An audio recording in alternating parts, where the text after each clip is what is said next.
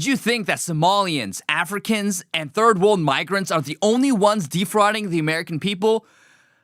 Alas, dear viewer, Koreans and Chinese have been exposed by Nick Shirley for their fraud and defrauding the American taxpayer as well. So we'll talk about that from the perspective of your humble Korean American patriot. We're also talking about New York, rent prices, the ICC, the International Court. Marco Rubio going after them. Of course, North Korea, their nuclear development, and many other happenings on the internet, like a bison chucking a boomer up into the sky, Dua Lipa releasing a bookstore of banned books, and also Asmongold, Mizkif, and Emiru. Drama! We love to see it. All that and more today on The Kangmin Lee Show.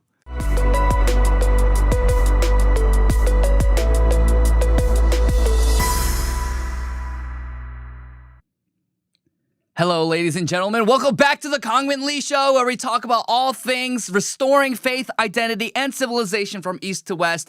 I am your host, Kangmin Lee. Lee Kangmin is my name. Hope you're having a great start to your week. Happy Tuesday. And this past weekend, I had the great joy and privilege of watching the Minions movie. And this is not sponsored, by the way. This is funny, too. I don't know if you saw on X, but Popeyes followed me yesterday, which is really funny. And so they wanted to use one of my tweets about how Popeyes is better than Chick-fil-A, which is an objective fact, by the way. They wanted to use my meme from a year ago for their socials. So I don't know. Maybe you can expect to see one of my tweets on Popeye's official social media very soon. Much to look forward to there. But objectively, yes, Popeyes is the best chicken place in America, bar none. I don't even know why it's a debate at this point. The chicken is juicy. It's seasoned so well, so crispy. And then on top of that, you eat the chicken sandwich for Popeyes. I mean, I don't condone this, and I don't fully understand this, but I understand why when Popeyes first announced their chicken sandwich in the late 2010s. It was like, what, around 2018, 2019, there are black people who killed each other in line for a Popeyes chicken sandwich. And hey, it's that good. It is really that good. So, yeah, but all that being said, I did watch the Minions movie this past weekend, and let me tell you, it is absolute, let's just say it's not coal. It's brain rot, but it is an absolute treasure trove of memes and peak retardation. It's so funny. And literally, there's a scene of this, spoiler alert, but it's not really a spoiler. It doesn't really ruin the overall plot and spoil it that much. But there is a feminist who marches on the streets for women's rights and equality, and then she falls in love with this robot. This actually absolutely chud of a robot, actually stupid robot who doesn't know what he's doing, and he claims that he's from outer space and he's gonna take over Earth. And then the moment that she finds him to be this guy who is taking over Earth and he is being the alpha male of leading the charge to save Hollywood from this big blob of a monster called Irene. She's like, oh, I love you. And she has these robot babies with him. Many such cases, right? Many such cases where feminists, they march on the streets while they're single and lonely. They march on the streets about women's rights and equality, but the moment they fall in love with the man, they submit and they have his children. All that being said, it's kind of funny. It's almost a mockery of feminism, where it's hey, look at this feminist who is marching on the streets for women's suffrage, and then she falls in love with this low IQ robot alien. Hey, I'm not opining anything. I'm not saying the writers were making a point there. I'm just saying if you take it at face value, that's what you get. So that's what I was doing this weekend. What were you guys doing this weekend? Let me know in the comments down below. Let me know in the chat. All that being said, as a reminder, we answer your super chats at the end of the show. We answer your questions live on air, and we do all of that. So make sure to send some super chats in if you want your questions or your comments read on air. We do read that live on air. Make sure to like, share, and subscribe. Do all those things. And all that being said, let's get into the news on West Watch.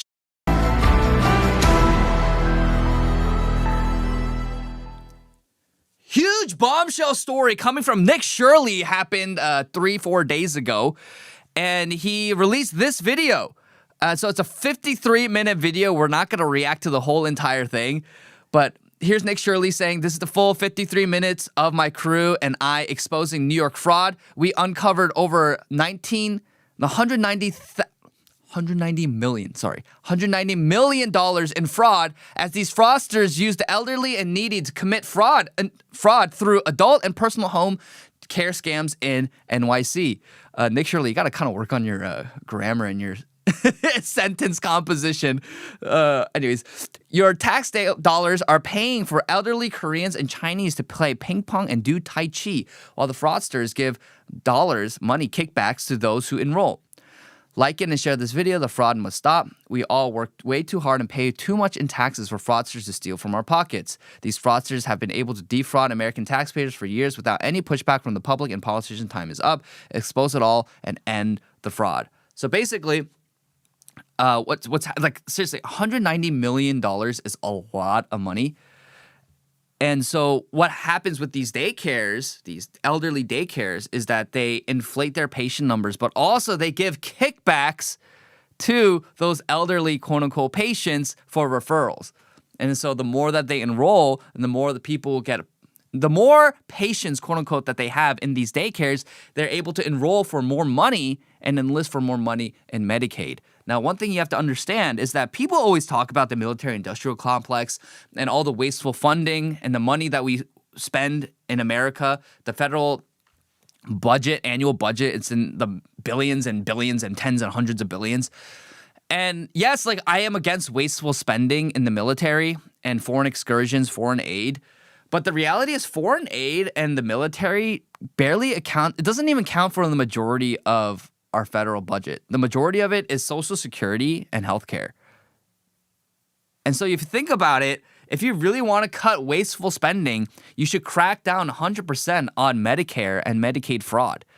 And that's exactly what's happening here. $190 million taxpayers. And that's just in that's just in Flushing alone of what Nick Shirley could find in Flushing alone. Imagine the scale of Medicare fraud in the billions and tens and hundreds of billions all across the country. If this is just one city, one jurisdiction in New York City. So you had places like the Sunrise Senior LLC, Service LLC, which we'll get to in a bit, which billed $12.9 million for 7,899 patients in 2024, despite denials on site. So these centers serve elderly Koreans and Chinese to do leisurely activities and hobbies.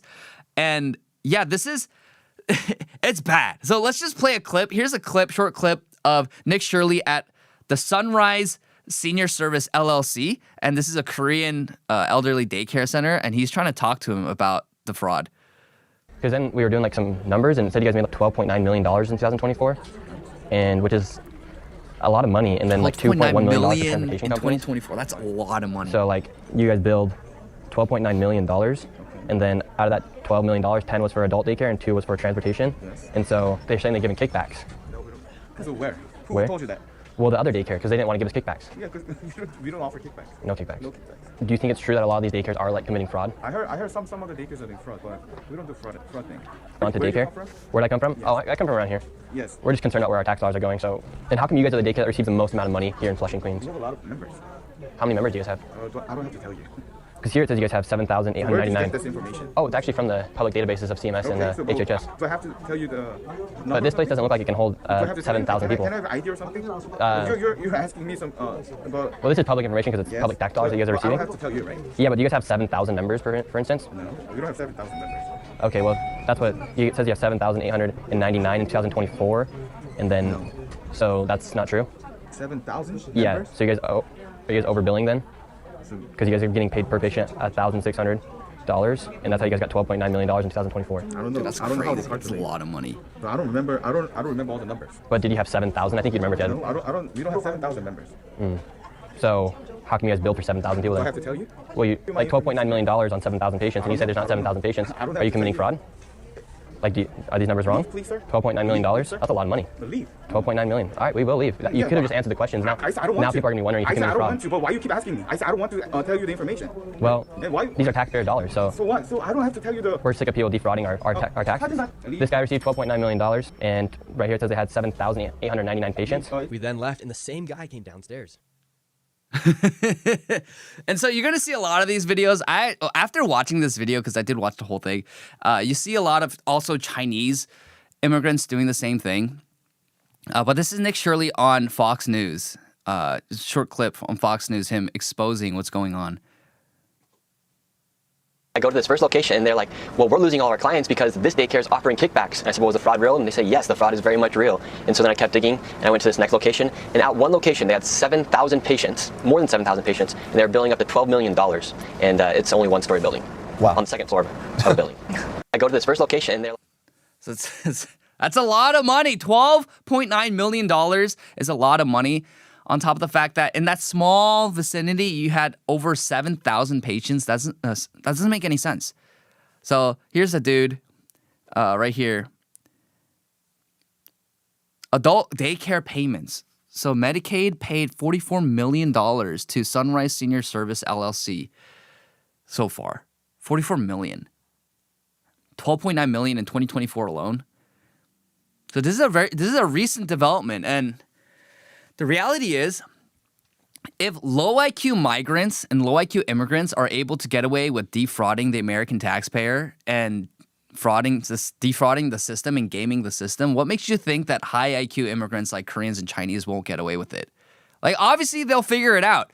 Now, I don't think it's malicious. I actually don't think it's malicious. I actually feel bad when this Korean dude, he doesn't know what to do. He's probably just a worker who works at the front desk. You see him with his AirPods on. He has no idea what's going on. He's not the head honcho.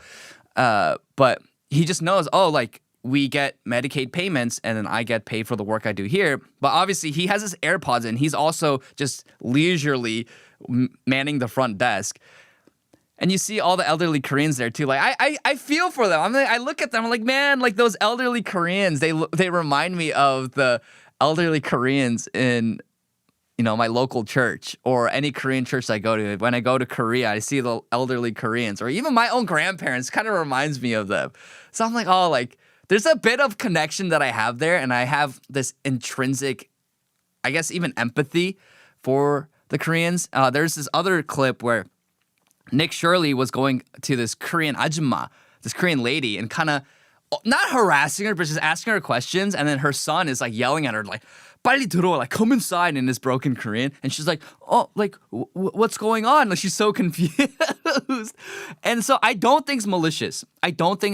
Of course, with any people, you're going to have people who can be nasty among Koreans. You're going to have Koreans who are nasty and gamed the system and maliciously and intentionally. But I think these people, especially these Koreans, I don't know about the Chinese, but the Koreans, like, you look at them, you look at their demeanor, and I don't think that they're maliciously committing fraud. It's just they understand and they know that this is the game that's played, and so they're just playing it. That's it. So all you have to do to crack down on this and to prevent fraud and waste and having billions of American taxpayer dollars go to fund the leisurely hobbies of foreigners and immigrants, all you have to do is just say no.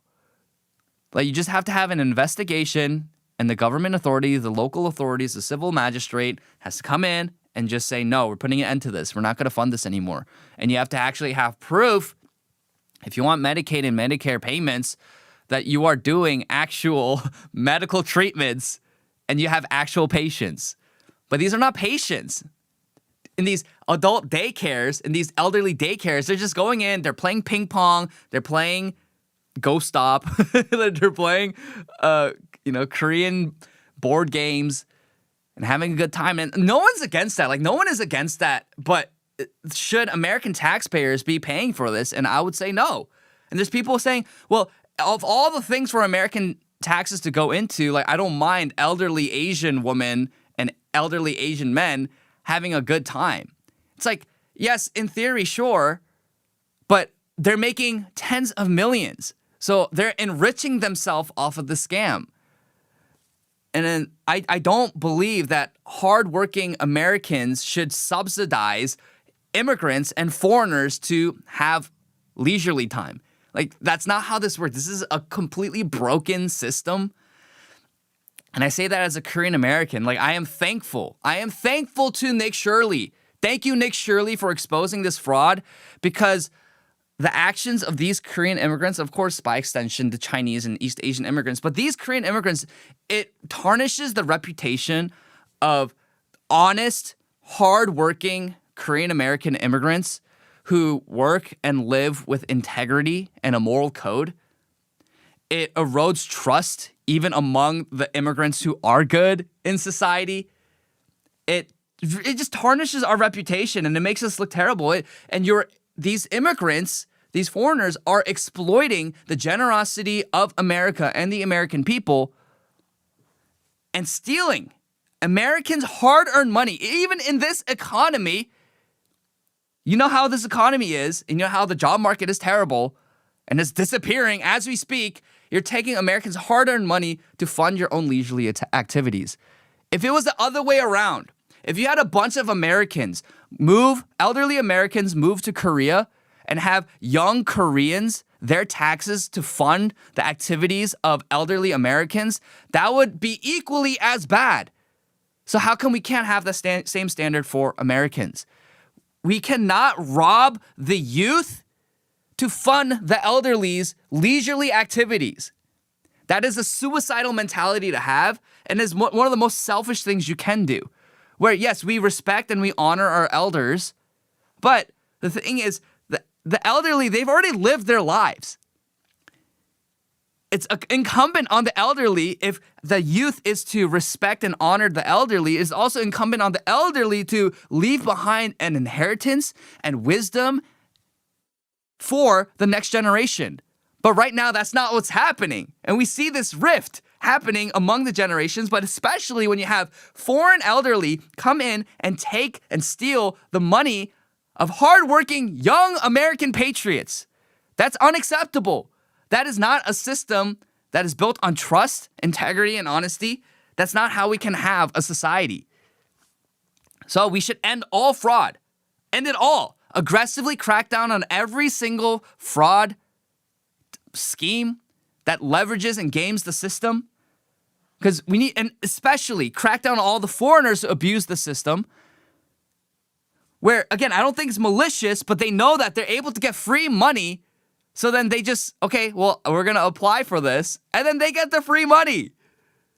So if you want an end to this, you want to end all this fraud and all the schemes and all the money laundering schemes, the government just needs to come in and say, no, we're not going to do this anymore. And then that will actually naturally have a culling effect of all the immigrants who come into America knowing that they can just get free money. But we have to understand, America is not a piggy bank. It is not a place to pillage. It is a home for Americans. And if you're an immigrant, you have to understand that. You have to understand that you're a guest and you're here to assimilate and contribute. Not take from, but to contribute to America. And right now, we see with all these schemes, all these money laundering schemes, all this fraud, that there are way too many foreigners and way too many immigrants who are abusing the system and taking advantage of the generosity of the American system and the American people. And if this continues, and if you continue to excuse this kind of parasitic, opportunistic behavior, anti-immigrant sentiment will only increase. And I, as a Korean immigrant here in America, do not want that. I want Koreans to live with integrity, assimilate, and to contribute to American society. And if we just cover for these Korean fraudsters just because they're Korean, we're actually doing them a disfavor and a grave injustice, and we're actually doing exactly what terrible communities like, let's say, for example, the black community does. Because just because they're black, you have huge swaths of the black community to defend them, like Carmelo Anthony or George Floyd. But I, as a Korean American, I don't do that. I don't subscribe to that mentality where I actually want what's best for Koreans in America. But the way to do that is not to excuse their sinful and fraudulent behavior, is to call it out, hold them accountable, and call Koreans higher, to a higher standard, to live with integrity and honesty, and to live noble lives. Because that's what we want to see among all peoples. Now, last thing I'll say on this is, so Nick Shirley exposes hundreds of millions of dollars in fraud, clear as day. And this is not conspiracy, by the way. This is all publicly available information from the HHS and the CMS. You can all see this, and these are all sourced And it's laid out there because the government tracks it and is in the name of transparency, it shares with everyone. But Nick Shirley exposes all of this, and the reaction from the New York government is not to say, we'll look into it, let's investigate. It's to clap back. This is from the office of Governor Hochul. This initiative extends mainly to 2-year-olds, but intellectually you may be eligible. So he's talking about childcare. And so it's so insane that we live in a society right now where politicians are doing petty clapbacks against American citizens. And it's like, you might say, oh, but the right does it too. Yeah, but it's based when the right does it. It is actually cringe and terrible when the left does it. Oh, you have double standards. Yeah, whatever. I don't care. Like, it's actually pretty awesome when Trump posts the AI video of Harry Sisson getting pooped on. But objectively, like, because Harry Sisson and his ilk, they're evil. But then here, Nick Shirley, all he does is expose fraudulent behavior happening in New York City, and the response of Kathy Hochul and the New York government is to, whatever, here, we're going to clap back at you, we're going to make fun of you, and we're not actually going to investigate. And so the takeaway is you have to understand that these people are traitors. These people in government, Democrats, but even Republicans who excuse this and enable this kind of behavior, they are traitors to America, where you take the money, you steal, and you siphon money from American citizens and patriots, and you hand it off and give free money to foreigners. In what world is that sane? So thank you, Nick Shirley. Everyone go watch the video. You can watch it at like 2 times speed like I did, too short. But thank you, Nick Shirley, for exposing this, because I don't want Korean Americans to have the reputation of Somalians in this country, because Korean Americans are high IQ, they work hard. But if you have systems that allow for fraud, then of course, high IQ immigrants are obviously going to take advantage of that system. So let's crack down on all fraud. Let's arrest the fraudsters. Let's deport even the foreigners who engage in it willingly and maliciously. And no more fraud. End it all. No more leering centers. All right, moving on. We'll talk about this briefly. So Marco Rubio went after the ICC, which is the International Criminal Court. And if you don't know anything about the ICC is the International Criminal Court. It's a permanent international tribunal based in Netherlands.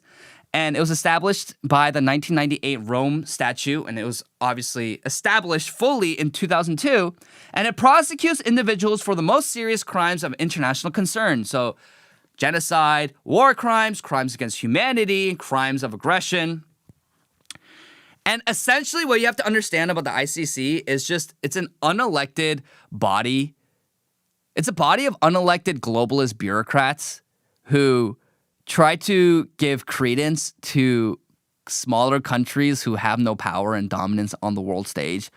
So you think about all the countries who are parts of the ICC. United States isn't a part of it. China's not a part of it. Russia's not a part of it. Even heck, India's not even a part of it, because it's a body of unelected globalist bureaucrats that essentially enforce liberalism and gay race communism on the world stage. And then they appeal to very vague terminology like, crimes of aggression, crimes against humanity. And all it serves to do is to curb American sovereignty and American interests. So Marco Rubio released this video yesterday, and I think he's 100% correct. So let's watch this video. He is 100% correct in his assessment right here. For 250 years, Americans have governed ourselves as a free and sovereign people. We choose our own leaders, we determine our own laws, and when we're accused of a crime, we stand for judgment before a jury of our own peers. This is the essential and indispensable feature of our form of government. It is the foundation of our shared way of life. But today, powerful people in faraway places want to take that away from us. They believe that they should be in charge of your laws, of your country, your life, and they don't care whether or not you agree. Halfway across the world, there's an institution that calls itself the International Criminal Court. Maybe you've heard of it, maybe you haven't. But chances are you don't know the names of its judges, of its prosecutors, or its president. And you shouldn't have to. But as we speak, the ICC and its friends are waging a war against our country, not with bullets or missiles, but with statutes, compacts, and the force of so-called international law. When the ICC was born 24 years ago, they told us that it was merely a narrow backstop, a global court that would step in to prosecute only the gravest offenses, things like genocide and war crimes, and only when a nation's courts were unable to prosecute them on their own. But the truth is, it was something far more radical and extreme. It was a global tribunal staffed by unelected globalist bureaucrats who claim their power is almost unlimited. Yep. The danger of this global court has only continued to grow. Today, it threatens every aspect of our political and legal system. Border Patrol agents removing violent criminals from our country. American Marines risking their lives to defend our homeland. Prosecutors working to dismantle terrorist plots to attack and kill Americans. If we stand idle, all of them would be at the mercy of foreign judges thousands of miles away, facing the constant risk of prosecution and even imprisonment for the so-called crime of defending their own country. The American people never agreed to any of this, and they never will. Read the words of our Declaration of Independence. We fought a revolution against a foreign power, transporting us beyond seas to be tried for pretended offenses. Independence is our birthright. We will never let foreign bureaucrats take that away from us. This administration will not sit by as the ICC and its allies seek to threaten our people. If they believe they can deprive us of our sovereignty, we will teach them the full meaning of American resolve. Let's go. I mean, that was awesome. Marco Rubio, he's been such like a milquetoast neocon, but he's kind of developed a little more into a very strong America First patriot, where we still disagree with a lot of his little more neocon warmongering tendencies. But for him to stand as a Secretary of State and say, okay, no, we're not going to tolerate this anymore. We're not going to be accountable to unelected globalist bureaucrats who have no jurisdiction in our country. We actually want to put America first and the interests of the American people first. Yeah, that's based. And so he had an op-ed in the Wall Street Journal as well. And this is the end of his op-ed in the Wall Street Journal. And it is actually really well written. Like, it's really, really good. So this is what he says in the Wall Street Journal. It is only a matter of time before the ICC begins making good on these threats. Border Patrol agents working to remove violent criminals from our country, U.S. Marines risking their lives to restore order in the Western Hemisphere, federal prosecutors working to dismantle terror networks plotting attacks on the American homeland, all will face the constant risk of persecution for the crime of defending our country. The ICC's interfering with American military and law enforcement operations isn't just only a grave overreach of its purported authorities, it would mean the death of the United States as a sovereign and independent nation. Our decision and our people would be at the mercy of the ICC and its collaborators in the international community, quote unquote. To accept the ICC is to surrender control of our national destiny. Perhaps more polite and compliant nations can make their peace with that arrangement, but this is America. Our forefathers fought a revolution against a foreign power, transporting us beyond seas to be tried for pretended offenses. Independence is our birthright. We don't intend to trade it for rule by a self-appointed priesthood of quote-unquote international law. The Trump administration will always protect American service members from this threat. The U.S. is launching a diplomatic campaign with a simple message: sovereign states over globalism. Those who benefit from American security must not stand idly by while those who provide that security are targeted. This is only the beginning, using all the tools at our government's disposal, working beside every ally with whom we can make common cause. We will dismantle the ICC brick by brick if necessary. So based. We do not intend to trade it for a rule by a self-appointed priesthood of international law. And the U.S. is launching a diplomatic campaign with a simple message: sovereign states over globalism. Without Trump, this would not be possible. Marco Rubio was on a trajectory to be like the 2016 version of Mitt Romney. But because of Trump realigned politics. He completely shifted political discourse, where the default for the neocon and the neolib was free trade, globalism, globalization. We are all members of one people, one human race. So therefore, we must be accountable to these unelected globalist bureaucrats and these despots. No, American sovereignty, nationalism. Nationalism is actually the best way, in my opinion, in my humble opinion, nationalism is the best way that countries can orient themselves and organize themselves. Why? Because nationalism is about putting your nation first. And what is a nation? Nation is an extended family. It is a home for a people of a shared culture and shared ancestry. When you put that together and allow them to do what's best for their own people, and in so doing, do trade, create peace deals, for whatever's best in the best interest of their own people. That's actually the best way to organize the world. Why? Because every single people group is different. Every single person is different for sure, but we have national identities and we have ethnicities. We have distinctions for a reason. Korean culture is not the same as American culture. French culture is not the same as Nigerian culture. Russian culture is not the same as Japanese culture. So to preserve that, you have to have nationalism. To preserve national identities, you need nationalism. And what is needed for the Korean Peninsula is very different than what's needed for America in the Western Hemisphere. What's needed for the UK is very different than what's needed for, let's say, Singapore. And that's why nationalism works, and that's why nationalism is the best, because you put the interests of your own people first, and it's rightly ordered because nations, again, are a home for a people of shared ancestry and shared culture. So yes, nationalism over globalism, sovereignty and a sovereign state over globalism, because we're different, and that's okay. But you can't apply the same rules and standards for every single aspect of social life and political life for 8+ billion people. That doesn't work. That doesn't scale. We're different. And that's okay. That's a good thing. But this is good. This is objectively a good thing.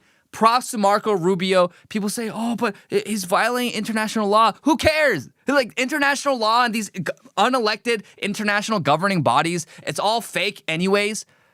If you can't enforce it and you don't have the strength to enforce your law, then who cares? Like, what are you going to do? And that's how politics works. Politics essentially is whoever can enforce by whatever force mechanism you have, enforce what you want. That's just how politics works. So what, all these, the ICC, what's the ICC going to do if America decides to make a move on the world stage? No, you can't do that. You violate this niche international law that we created.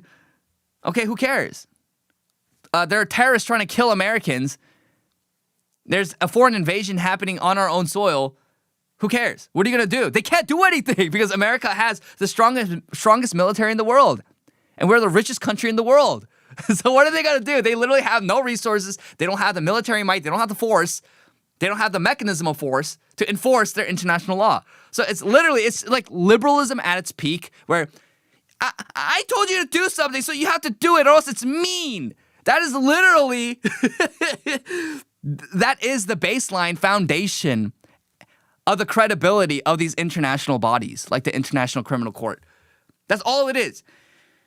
I said you can't do that, so therefore you must not be able to do that. And if you violate that, you're mean, and you must be held accountable, but they don't have any means of holding them accountable. That's why China, Russia, America, they're not part of the ICC, because they don't need to be part of the ICC, because the ICC is just a body of weaker countries trying to enforce what they want on the world stage, but they can't, so then they appeal to these broad, ethereal, like not really tangible ideas of international law.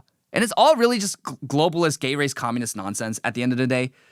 But people have been saying that the reason why Marco Rubio and the Trump administration is going after the ICC is because the ICC right now is prosecuting and charging Benjamin Netanyahu with war crimes and genocide in Gaza. And I'm like, dude, like, what will it take for you to understand that the Trump administration is not like bending over backwards and doing the bidding of Benjamin Netanyahu? Like, how many times over the course of this Iran war the past year has Trump enraged Bibi Netanyahu because he's been trying to approach a peace deal? Now, I know it's very messy. They literally bombed an island in Iran the past week. So I know things are messy and peace is not really getting there. But how many times did Trump like curse at Benjamin Netanyahu? Like, Trump does not like this guy because Bibi Netanyahu gets in the way of Trump being the peacemaker in the Middle East. Because Bibi Netanyahu, yes, is a warmonger. So the Trump administration, like the people are so unserious, especially those who blame everything on Israel. And I'm not saying you can't criticize Israel. Yes, you can criticize Israel. You can criticize the excesses of Jewish influence in America. I do it all the time. But the Trump administration is not, and the Trump cabinet is not coming together in the meetings, putting their hands together. Ooh, like, how can we do the bidding of Benjamin Netanyahu today? Like, that's just such a deeply unserious way of thinking about politics. That's not how it works. That's not the conversations that they have. Clearly, like Marco Rubio said, and it is very true, independence is the birthright of America. And we will not give it up to this self-appointed, quote-unquote, priesthood of international law. Because American sovereignty comes first. That's the reason, and that's an objectively good reason. And honestly, if you want to think about why, at the timing right now, are they going after the ICC and creating or trying to create a diplomatic solution so that America will not be beholden to this, quote-unquote, international body, it's because, right, the ICC, they hate Trump's crackdown on immigration and drug trafficking. Think about it. Most Latin American countries are ICC members. Coincidence? I think not. And so the ICC is outraged at Border Patrol agents, ICE agents, military personnel going into foreign countries and dismantling terrorist networks that are anti-American. They hate that. So why should America be accountable to a left-wing globalist institution that doesn't serve America's interests, but actually works actively against America's interests? Oh, but they're going after Israel. Okay, I don't care. Like, we can't always think about Israel first. So we have to think about America first if you're an American patriot. So it's not about Israel. It's not about Iran. It's not even about the Middle East. It's about Latin America. It's about the Western Hemisphere, namely Cuba. The ICC didn't like what Trump did in Venezuela. And there are talks right now of Trump doing a very similar thing in Cuba because they're our next door neighbor. It is a few miles away from the coast of Florida. Dismantling communist networks and terrorist networks that threaten the sovereignty of the American people is an objectively good thing. And the ICC wants to dismantle it. The ICC doesn't want that to happen because, oh, crimes against humanity, war crimes. And so, yes, like, I do think that the Trump administration is actually taking action against the ICC because they are outraged about what the Trump administration is doing to uphold and restore American sovereignty, namely mass deportations and cracking down on foreign terrorist networks.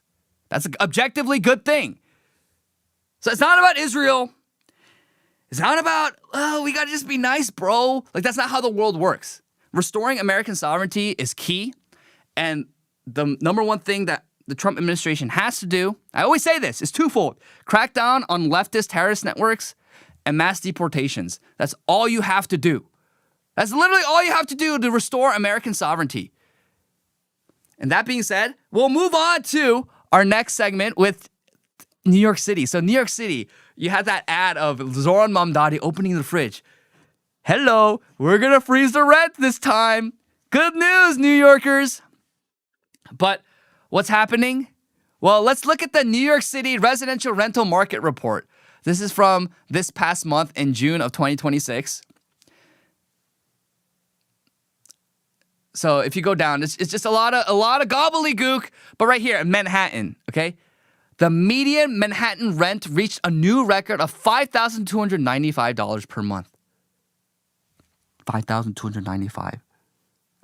That's insane. Look, if you go down, please go down more. Please. Brooklyn. So median rent in Brooklyn is $4,350 per month in June of 2026. So median rent has been growing. And just think about, okay, like $5,000 for rent. And you think about the size of the average New York City apartment. It is literally the size of a booger. It's so small. But they're paying thousands upon thousands upon thousands in rent. So looks like the rent freeze didn't work. Rent freeze didn't work. We have this tweet from Mark D. Levine, who is the comptroller of New York City. So rents in New York City has hit an all-time high. Median market rate in June, Manhattan, $5,300 per month, which is an 8.2% increase year over year. And then Brooklyn, $4,350, 8.1% increase. NYC's housing affordability crisis is at DEFCON 1. We need to push harder on every front to address our housing shortage. Update zoning, invest more city dollars in affordable units, lower the time and cost. Blah, blah, blah, blah. We need bold action. This is a crisis. Like, no, like you see that whenever these leftist politicians meddle in the housing market in this way, try to have rent freezes, try to have affordability, create more units for affordability. All it does is increase prices. Like, it doesn't help. It's like so unsustainable. And so then what is the solution? Because yes, New Yorkers are looking for solutions, and we will release the New York video this week. I promise, chat. But we will release the video where we're talking to New Yorkers, and we talked to New Yorkers on the streets of the New York Knicks parade after they won the NBA final. And most of them are looking for change. They want something different in New York because it is so expensive. And then so they're desperate, and they look at people like Zoran Mamdani. They're like, okay, well, at least he has a proposed solution, and it's not working, of course, because socialism doesn't work. You can dress it up and create pretty packaging for it, but it never works. But what is the solution? The solution is this, from Patriot Brandon Gill.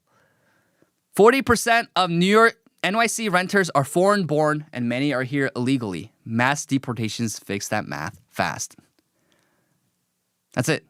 That's it. Look at this chart. Look at how many foreigners are in New York City. 40%. Nearly half of renters in New York City are foreign-born. Half! Half of New York City are foreigners. This is why you go to New York, you cannot recognize it. There's literally not a single heritage New Yorker who can trace their ancestry to New York from when the Dutch settlers built New York. But even then, like, they're not even born in New York. Half of them are not even born in New York. I don't know how this doesn't radicalize anyone. Imagine if half of Seoul residents in South Korea were foreigners.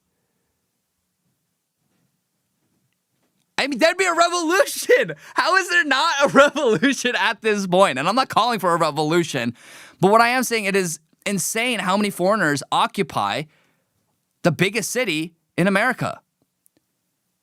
The most influential city in America, New York City.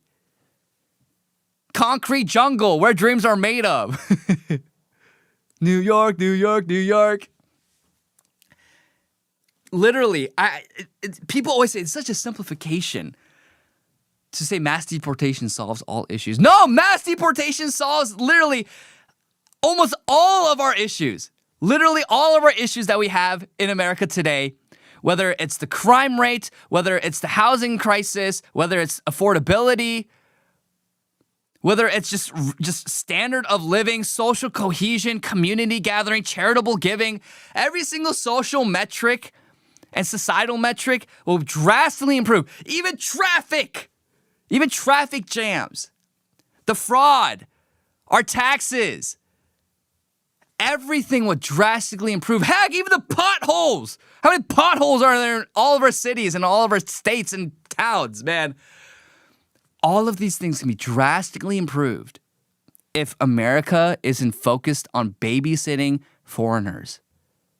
But right now, all of American politics has been literally reorganized and restructured so that it's all about babysitting foreigners and the lowest common denominator in society. The criminals, the violent ones, the gangbangers, the baby mamas. We just have to have mass deportations, and it solves literally 90% of the issues. And I think the rest of the 10% of the issues can be solved with mass incarcerations. That's it. That's it. And we solve the fraud, we solve the tax schemes, the money laundering schemes, we solve the affordability crisis. It's literally simple like supply and demand. Like we don't need more housing units. We just need foreign invaders out of America. That's it. That's it. That's all you have to do. So all of this posturing about rent freezes and we're going to get your rent under control. Well, clearly it's not working. It's not working. Rent is at an all-time high in New York City. All you have to do is get the mass amount of foreigners out so that New Yorkers can have a city for New Yorkers again. It'll always be expensive because that's just the nature of the city, but at least you can make it a little more affordable so that New Yorkers aren't paying an average of $5,000 per month for rent. That is an insane amount of money just wasted. Just mass deportations. It's not a hateful thing. Just reclaim your sovereignty, because a nation is not an economic zone. It's not just a plot of land that anyone can come in and feel entitled to everything. No, a nation is a home for its people, and it is the inheritance and birthright of those descended from those who built the country. America's for Americans. Mass deportations now, and let's get those housing prices down. It really does solve so many issues, and it's not a simplistic way of thinking about things. Like, even in our politics, when you think about abortion, LGBTQ, and like, if only Americans voted and no foreign-born immigrants voted, like, Republicans would win every single time.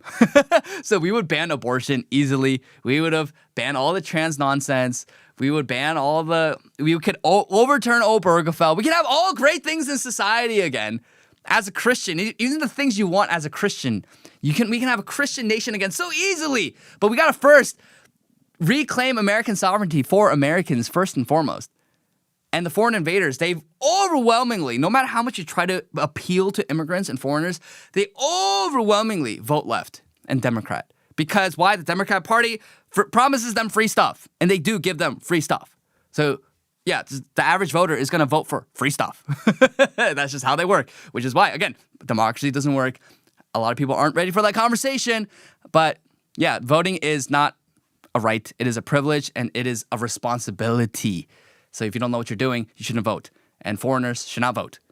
End of the deal. All right, let's talk about what's going on in Korea on East Watch.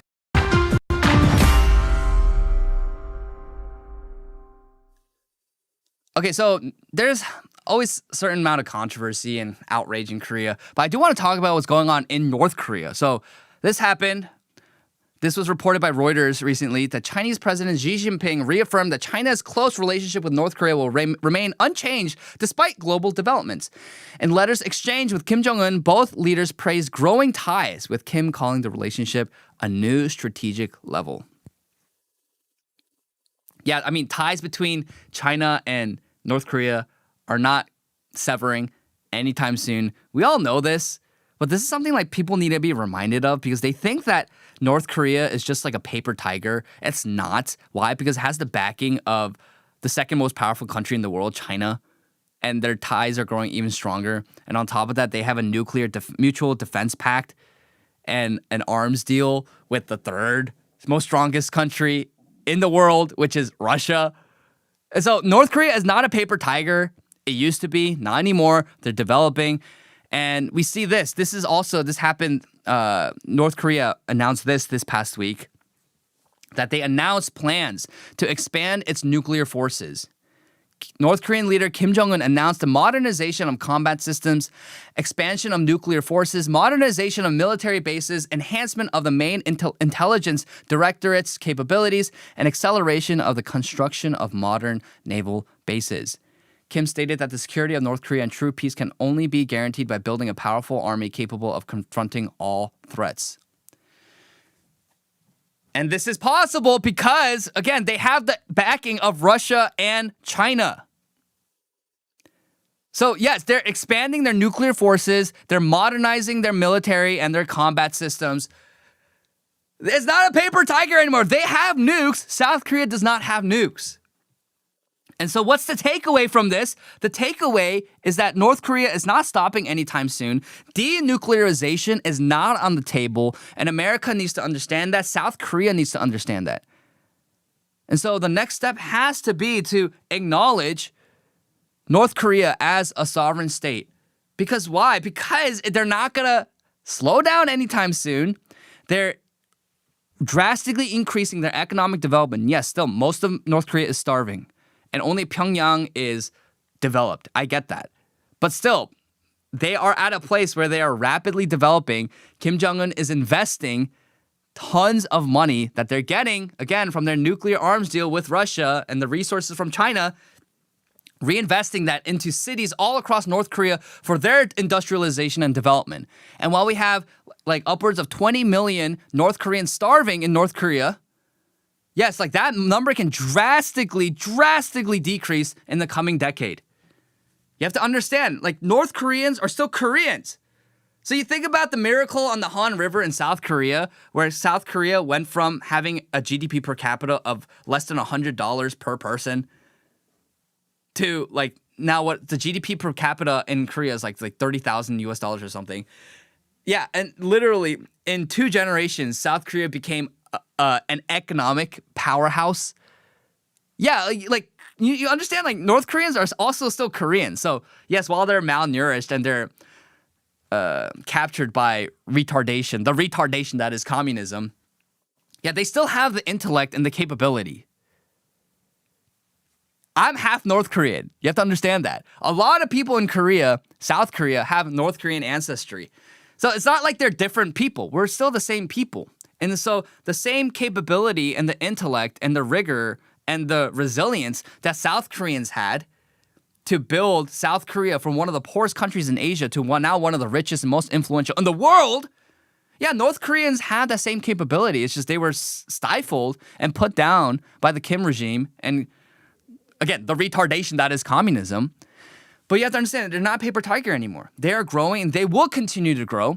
So the solution isn't a sunshine policy where you're like, oh, let's capitulate to North Korea. Let's be nice to them and maybe they'll open up. No, they have no interest because that's weak. But at the same time, open hostility and always calling to attack North Korea. Of course, so what are you going to do? Risk World War III? Are you stupid? Like, why would you want to risk World War III with North Korea, China, and Russia? Like, what, they are nukes. What are you going to do? You want to be nuked into oblivion? I don't. Like, war is not good. We don't want war. We want peace. So let's get that armistice turned into a peace deal, a formal peace treaty. That has to be the step moving forward, where it's bold, it's independent, it's forward-thinking. South Korea isn't beholden to just the dynamics and the talking points of the Cold War. They don't look down on North Korea and say, oh, like they're nothing. But at the same time, you don't do it from the left wing where they say, oh, North Korea, oh, they're so poor. We got to just be nice to them. No, we have to be forward-thinking. And right now, if you think about it, South Korea is actually perfectly positioned to be the Switzerland of Northeast Asia. Now, Singapore already acts kind of like the Switzerland of Asia because of its financial wealth management, stability, and pro-business neutrality between powers. And that's what Switzerland does, right? That's what Switzerland does for the West and in Europe. It has strict neutrality in conflicts. It's a global major financial banking hub with secrecy and stability. High innovation rates, quality of life's really high, a good diplomacy as a trusted mediator, and also has a good, like its location, its geographic and strategic positioning as a stable bridge in Europe. Now, you have Singapore, but Singapore, it doesn't have as much as Korea, a good geographic and strategic positioning and placement as a mediator between powers in the Indo-Pacific and in Asia.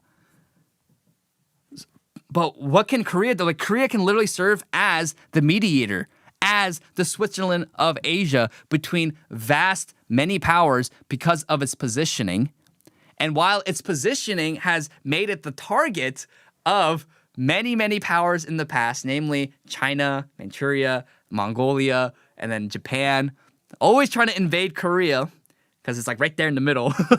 Well, it actually then that can now, in the modern era, serve Korea so that Korea can serve as a mediator and like literally the middle point for all these Asian powers. And I think that would be good. I think that would be really good because why? Korea is an economic innovation powerhouse. We already know Samsung, SK Hynix, Hyundai, LG, Kia. Well, think about it, even Samsung just surpassed NVIDIA for the most profitable country in the entire world. And I know that's because of the AI boom and the memory chips and all that stuff. But think about it. Economic and innovation powerhouse, top global economy. Think about the Korean culture, K-culture, K-pop, Korean dramas, the soft power, high living standards, manufacturing precision, whether it comes to shipbuilding, semiconductors, R&D, exports, right? It's literally, right now, as it stands, Seoul is a Northeast Asian financial hub with incentives for tech, asset management, international banking. It's in a really good place economically and culturally, and even like in its influence to be a powerhouse and to act as a mediator and like the Switzerland of Asia. Obviously, diplomatic potential as a middle power. I just explained it, right? Hosting summits and hosting diplomats for talks and peace treaties and peace deals and trade deals. Of course, strategic location, right? It's right there. Like the SWIFTs are in the Alps. Korea's right there, smack in the middle of so many Asian countries. Like literally, this is Korea, China, Japan. You have Southeast Asia here. Like it is literally in the middle of Asia. And so all those things, like Korea, politically speaking, has to move towards sovereignty, independence, being forward-thinking in its public and foreign policy. But right now, I have no idea what's going on in Korea. Like they're just always outraged about things that don't really matter or cannot change. Like I love the right wing, and I know that they are justified. A lot of right-wingers are justified in Korea for the absolute debacle of the June 3rd local elections with the ballot shortages. 100% justified. But the reality is the left doesn't care. Lee Jae-myung does not care. The Minjudang, they do not care. They don't care that your votes were discounted and a lot of voters were disenfranchised. They're just going to do whatever they want. So what right-wingers need to do is to form coalitions, strong coalitions, broad coalitions, and move a policy agenda forward. We need something like the right wing in Korea, like the MAGA movement in America, where now the MAGA movement and the right wing is falling apart because we had the mediator, who was Charlie Kirk, rest in peace to the patriot. But Charlie Kirk was a mediator, and he was the bridge between all different factions of the right, and they're all propelling forward for a MAGA agenda to get behind Trump, who is the only person in American politics who was implementing actual right-wing changes and changing the discourse. We need someone like that. We need a movement like that in Korea. But right now, you see it all the time on the internet. Korean right-wingers fight with each other all the time. They accuse each other of being like CCP spies and being bought out. And it's like so neurotic and it's so like schizophrenic, the way that a lot of right-wingers react in Korea, where they can't just get over differences to work towards a common goal. They have to constantly tear each other down. And that's kind of like you see that on the right wing right now, too. You have like the Candace Owens and the Ian Carrolls tearing down TPUSA. And then you see this even like the pro-life movement, too. Like the pro-life organizations, they constantly tear each other down. I'm like, what are we doing here? Like, aren't we trying to work towards a common goal? And yes, we can have differences in our approaches and even differences in our philosophy and ideology. But at least like there are certain things that there's certain common like areas of common ground that we can gather behind. And right now we are living through an existential crisis for the very existence of America and the identity of America. Yeah, we can't afford to constantly bicker with each other, but that's what they do because it's all these egos coming together and wanting their own, pushing their own agenda. You see that a lot with Korea and the Korean right wing. So you need a true Korea first movement that, yes, can be partisan for sure, because that's how politics is played, is partisan. And you win by playing partisan politics and effectuating change that way. But Korea needs like an authentic Korea first movement and coalition that doesn't constantly always burn bridges for like the smallest of differences and is forward thinking in their public and foreign policy, especially with peace on the Korean Peninsula. Because if we want Korea, South Korea, to be like a Switzerland of Asia, which it has the capabilities of doing so, we have to have security on the Korean Peninsula, which means you have to work towards peace with North Korea. Because the biggest bottleneck for South Korea's development on the world stage is nuclear tensions and nuclear issues, tensions with North Korea. So if we're able to bring stability and peace to the North Korea and South Korea on the Korean Peninsula, that can actually propel South Korea to be stronger. And so if we want really South Korea to be better and stronger and more independent and sovereign, then yeah, the threats and the division that we have on the peninsula needs to be resolved. Because we need neutrality. And if we want Korea to be a neutral, independent, sovereign power, you got to get that under control.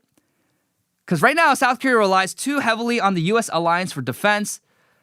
But South Korea should, again, be a close partner with America, but also be independent, not under America. But right now, as it stands, like South Korea objectively is under America when it comes to foreign policy.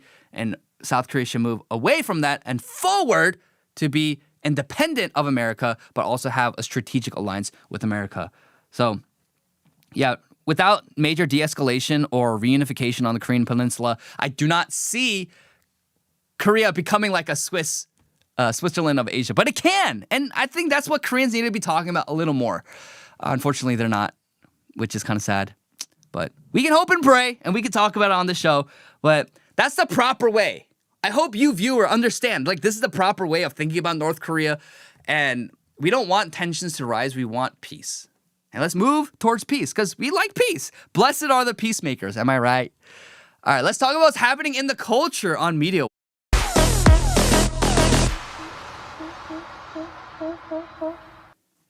Okay, so this happened this past weekend. Asmongold, Mizkif, and Emiru. If you don't know, Asmongold is the greatest streamer of all time. He is the GOAT. And then Emiru is also a cute e-girl streamer. And then Mizkif, he's like a lol cow. Truly, he's just a lol cow. He is spiritually tuning out at this point. And if you know anything about the history between Mizkif and Emiru, they dated, and then they separated, and then Emiru revealed that she was being abused and stalked and harassed by Mizkif for many years. Mizkif then filed a lawsuit saying she lied, and then Asmongold was included in that lawsuit. And in the midst of all of that, Mizkif posted this screenshot over the weekend. Hey, Asmongold, you gonna react to your Queen Emiru's 48 minutes of lies? Or you wanna keep hitting her on how cool you are for using the N-word as passwords at 33 years old? Emiru sent this to me in a screenshot years ago. So, W community note, the claim is false. The word password appears nowhere in the chat. Mizkif invented that framing. Asmongold is clearly describing a third person. The full conversation was shared by Emiru on her stream. So Mizkif, while he is suing Emiru and Asmongold for defamation, he literally engages in defamation. He creates and invents and fabricates a new framing right here. So this is the chat. Emiru says, a creative, huh? And then Asmongold says, N1IQGE3R5. Like, I'm talking about really creative-ish like that. Emiru screenshotted JK.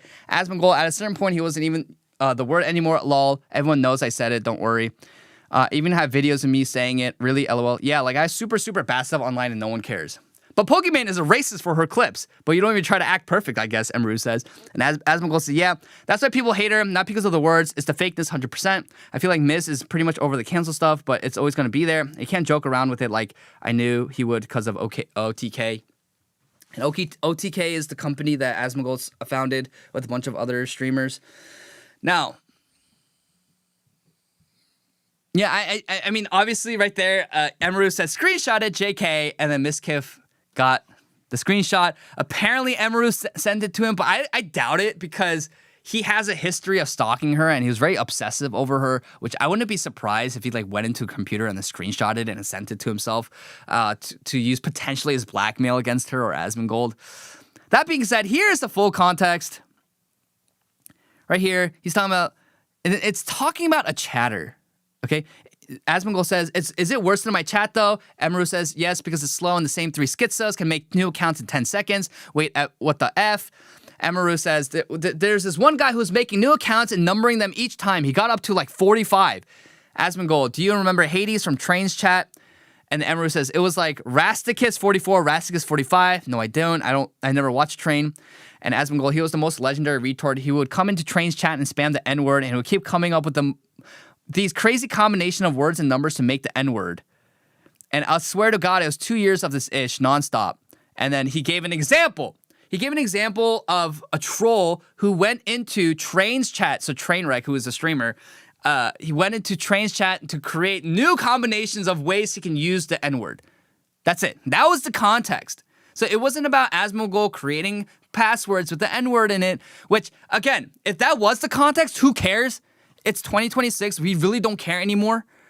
But, yeah, that's the context. This was the full context of the quote-unquote racism from Asmongold. So why should we care? Why should we care? We should care because accusations of racism afford you so much social credibility in our current zeitgeist, and people are getting sick of it. People are getting tired. We don't care anymore. But that being said, it does still hold cultural weight because why? Our institutions reward those who fabricate racism allegations. We saw this with the Mexican man who was doing the squinty eyes against the Korean influencer, so he was fired. We see tons of examples of administrators, teachers, workers getting fired because they joked or even just said the N-word. They're not even calling someone the N-word, but they say it. When explaining something, they get fired, they get canceled. And our cultural institutions of power, even our political institutions, reward that. Like I said, we talked about this before on this show. There's a man in Portland who was stabbed. A white man was stabbed. And after he was stabbed, he said the N-word. And because after he was stabbed, he said the N-word, the black criminal who stabbed the white man was let go. like all our political and cultural institutions of power reward these racism allegations, and it affords them so much social credibility. Where yes, there's a huge contingent of people who are getting sick of it, but look at how people respond to racism allegations. There's one too recently of this Korean guy who like literally went ballistic and nuts on the internet because there's a flight attendant apparently on United, I think, in jest, who said konnichiwa. And he got so pissed and he made a whole video and it went crazy viral. And everyone's like, oh, like racism is so bad. Like there's so many racists. It's like, dude, like really? Your day was ruined because someone said konnichiwa to you? Like how thin-skinned are you? How sheltered were you? Goodness gracious. We need to shove all of these people who get so offended. But that wasn't even racist. It was just, hey, konnichiwa. Like you could just laugh it off. It literally does not hurt you in the single slightest bit. We need to lock these people up in mental asylums because these people should not have access to social media because they literally do not have they literally live and expect to live in a world that is bubble wrapped for them. Like, no, like literally everyone bends over backwards. United literally bends over backwards, fired the flight attendant and offered a huge apology to him. I like, it's so tiring. It's not even like actually racist, like not actually hateful. It's done as a joke. Oh my gosh. Anyhow, this is Asmongold reacting to it. And so a few days ago, actually, his defamation lawsuit, the defamation part that was accusing Asmongold in the lawsuit was dropped. It was actually dropped. And so he actually gave his thoughts on Mizkif defaming and creating a racist allegation against Asmongold. Extra fresh today? Yeah, well, I did have a shower. I did. I took a shower this morning. I walked out to my car, and that was enough. And you know what they say? Really a rainy day keeps the shower away. And I had some pretty good news yesterday. I'm going to probably repeat myself a few times, but my lawsuit got dismissed. Let's go. And I just got news of that last night. And so I'm happy. I'm very glad. I still need to talk with my legal counsel about like the steps to move forward. So I'm not going to say a whole lot today, but I will be commenting on the screenshots that were leaked the other day. And so we're going to talk about that. And now that I'm not in the lawsuit anymore. And that's the thing, is I was almost at the finish line. I knew I was almost at the finish line. I knew that it was almost over. I knew it was. And so I said, I'm not going to do anything because just give it a bit. And then after that, we're going to get it. So anyway, yeah. And I'm going to go through and talk about everything. Yeah, congrats, Eyebrow Brother. Thank you, man. I appreciate it. If you didn't know, now you know. If you didn't know, now you know. Password, right? Clearly. And so anyway, I by the way, now that the full context is out, like, out of, like, because I didn't want to involve everybody else into it, right? But, like, I did think it was it's so stupid. I thought it was funny that people were like, yeah, this is like, because I don't know, how do you invent that? Like, I was coming up with that as a password. Like, really, like that was like totally manufactured. Like, nobody was talking about passwords. Like, I don't even know where that came from. It doesn't make sense. So like, I find it to be very ironic that, you know, the person suing me for defamation literally invented a total narrative that was completely untrue and had nothing to do with what I was talking about, right? Yep. Very odd that they would do that, right? Crazy that would happen. And what are the odds of that? Like, on the day before that my case gets dismissed for defaming Mizkif then goes and lies about me and says that I was trying to make the N-word my password. Like, that was it. Like, so that's so crazy. But we'll talk about all that. We'll talk about all that in just a little bit. Did you say the N-word? You know what's really crazy? I actually didn't. Like, it's insane that, like, of all the things that I've done that are racist, the one time when I wasn't being racist, I end up getting called racist.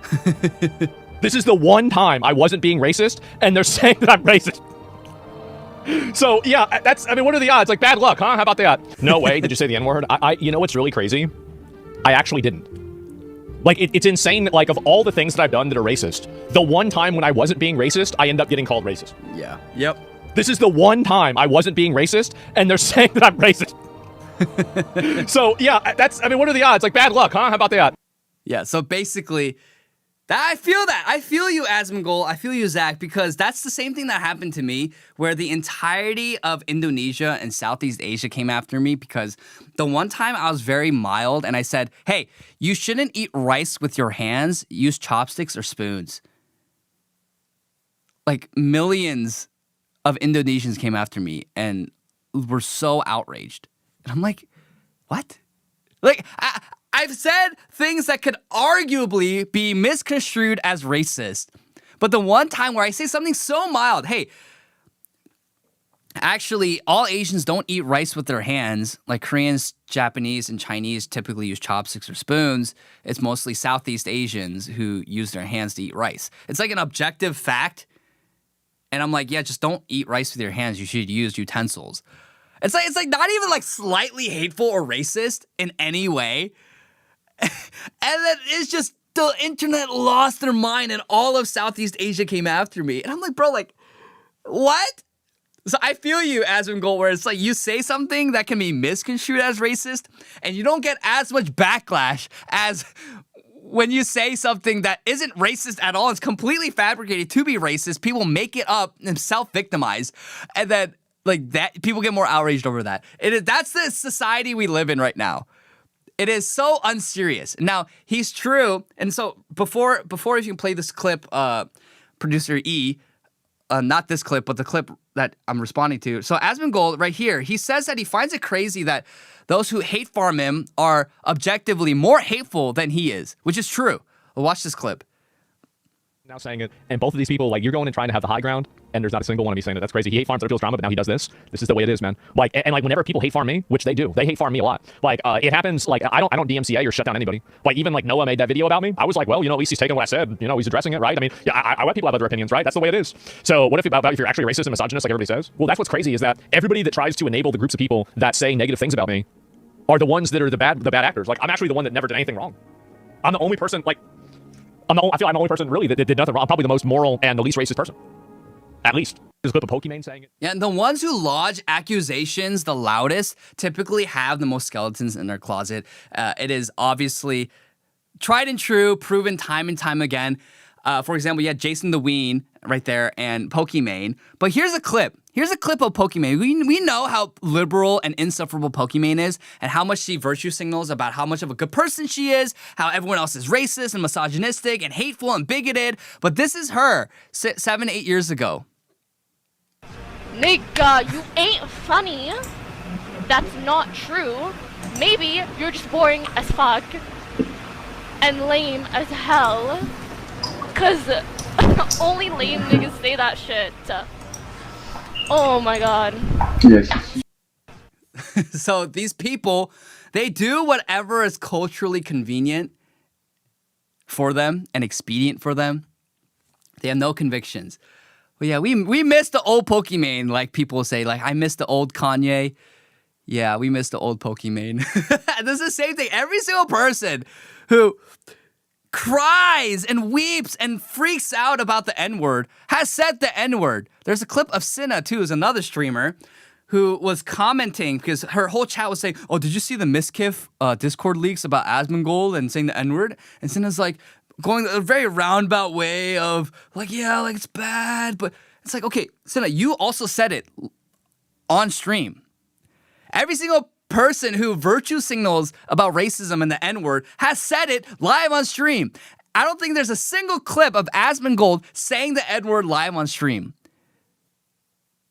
It's literally the biblical principle of looking at the speck in someone else's eye without taking out the log in their own. It's all projection. It's all deflection. And it's just so tiresome. It's so tiresome. And we will win. We will win. People are really getting tired of the political correctness and the racism allegations. They hold no weight. And these people, they don't understand that truly, like, most people they, like, characterize and smear as racist are actually one of the most least racist people, meaning, like, think about the average guy group chat. Think about the average male racist group chat. It's like you're going to have a Hispanic there, you're going to have a Korean there, you're going to have a black guy, you're going to have a white guy. They're all sending racist memes to each other and laughing it off. But then they objectively don't hate each other because of their ethnic backgrounds and their differences. Meanwhile, it is actually the liberals who genuinely despise people who are different. It's all projection. It's all projection. So understand that, dear viewer, that you are not racist for laughing about stereotypes and memes that reflect reality. Actually, you're a normal person. You are a normal person. And if you don't blindly hate someone just because they're different than you, yeah, you're fine. And I know I don't, so my conscience is clear. While I can laugh about quote-unquote racist memes and jokes, why? Because they're mostly a reflection of reality. And I don't take myself so seriously that I literally melt down over non-controversies. So I hope these kind of controversies die. They can't die sooner because they're such nothing burgers. They are such nothing burgers. We stand with Asmongold. Of course, I disagree with him on a wide variety of issues, but he is arguably the general in the crusade against the woke, political correct, social justice warriors. And we like to see that. Like, these people are incompatible with civilization, and we have to do something about that. All right. We have this next story with Dua Lipa. So there's this account, Eve Buaf, on X that says, "This is so effing hot. Dua Lipa is the Renaissance humanist we didn't know we needed." And it's basically this, is Dua Lipa, she opened a library filled with 100 banned books in Porto, Portugal. And it's just, the community notes is all you really need to know. It's like, per Dua Lipa's Service 95 Book Club, the Manifesto Library is a permanent collection of 100 books that have challenged the status quo, amplified unheard voices, and endured attempts to suppress them. There's no mention of banned books. So it's, of course, feminists and libtards on the internet projecting their own delusions of grandeur onto their favorite celebrities. Say, look at all these banned books that Dua Lipa, our savior, is saving. So here, I'll just go through. Here's a list of a bunch of books that have, quote unquote, been banned according to liberals. So take a look here. Which books are in Dua Lipa's library? So there are 100 books on the shelves of Dua Lipa's library in Portugal. So right here, A Case of Exploding Mangoes, Clockwork Orange, Dictator Calls, and all these books that are, again, they're not banned. You can buy all these books on Amazon. They're taught in public schools. You have, for example, Animal Farm by George Orwell, Born a Crime by Trevor Noah, Brave New World by Aldous Huxley. Like, here's the thing. They're all required to read this. One of the students that I tutored was required to read Born a Crime by Trevor Noah for his AP Lit class. It was on his summer reading list. Banned books? Brave New World? Animal Farm? These are all things. To Kill a Mockingbird is on this list as well. These are not banned books. These are all part of regular school curricula all across the country. You can stop showing it. And it's like, it's so insane to me that these people, they just create these victim narratives for themselves. When in actuality, it is you who's banning these books. To Kill a Mockingbird, who's the one banning them in public school classrooms? It's actually the left. It's the liberals. Why? Because it has the N-word in it. It has racial slurs in it. Therefore, it's insensitive to black people and it's offensive. So it's actually liberals advocating to ban books like To Kill a Mockingbird. Brave New World, hello? Brave New World, which is a dystopian novel that literally is all about blind social conformity, where they get rid of family, natural reproduction, and instead they replace it with humanoids and little incubators. Like little incubators. Do you remember the pacifying drug, Soma? Do you guys remember that? That the state was pacifying their population with the pacifying drug Soma? Well, think about who's injecting all of our youth with drugs, puberty blockers, SSRIs, birth control to control them. It is the libtards. It is the left-wing totalitarian state. Right? You think about family, natural reproduction, art. Liberals are all banning that and wanting to move away from that so you can do you can have a mass assembly line of production of babies. Think about who is the ones who are pushing for surrogacy. It's the left. The Handmaid's Tale, that's also on this list. Are you kidding me? Really? The Handmaid's Tale is every single child has to read it if they go through public school. These are not banned books. And the only people banning these books are leftists. And if you go back to the list again, you're going to also see certain books. Not this one. Go back to the original list. If you peruse this list, right? Okay, like Pachinko by Min-Jin Lee, like no one is banning that. They literally made an Apple TV show about this. And so if you go through all of these, it's all about like Ibram X. Kendi. It's all the most libtarded, lib-coded books. And you have also classics like The Crucible. But none of these are banned. A lot of these are like pornographic as well. The Second Sex. The Vegetarian. You also have, there's one that's like This Is Gay. Oh yeah, right there, by Juno Dawson. This book is gay. Yeah, it's like a lot of these books are just also about sex and being gay, the LGBTQ. And that's all it is. And so yes, objectively, you should ban books that are all about the LGBTQ and oral sex in kindergarten, elementary, middle school classrooms. Why would you need that? Oh, you're banning books. Whenever the left freaks out about the right banning books, you look into what the books are about. It's pornographic. That's all it is. So they want porn in your children's classrooms. Like, think about how depraved these leftists are. And the books that are actually the normal books that are getting banned are being banned by the left because it's racist. Because it was written 100 years ago. And doesn't fit into your modern sensibilities of anti-racism. It's like none of these books are banned. And the only ones banning it is the left. Look at this example right here. Reddit lies.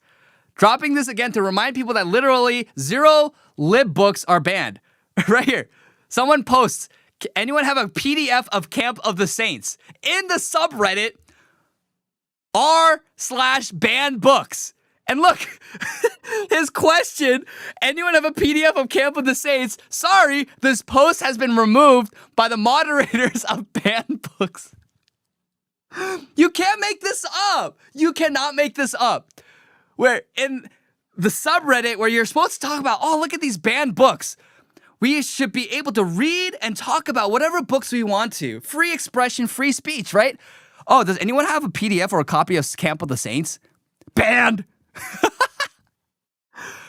It's all projection. You have to stop. Dear viewer, patriot, you need to stop being beholden to the lies and the insults and the name calling that they lodge on you. Stop trying to defend yourself because you don't need to, because it's all projection. They all do. They accuse you of what they are. They say that you're hateful. They're hateful. They say that you have no empathy. They literally have no empathy. They will much rather empathize with the violent criminal and the rapist over the struggling daughter and the struggling mother.